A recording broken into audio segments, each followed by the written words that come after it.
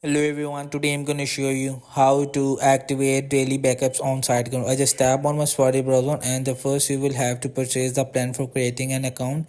And if you want to buy the premium or subscription of siteground, please go through the link in description.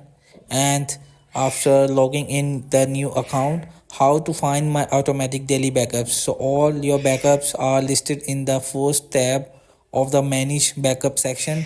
If you want to especially see the daily backups created for free for all your customer, click on the daily tab. So just tap on it, you will see on daily. So if you want to daily backups, so important, you may not have any daily backup made in the first 6 hours after your site has been credited.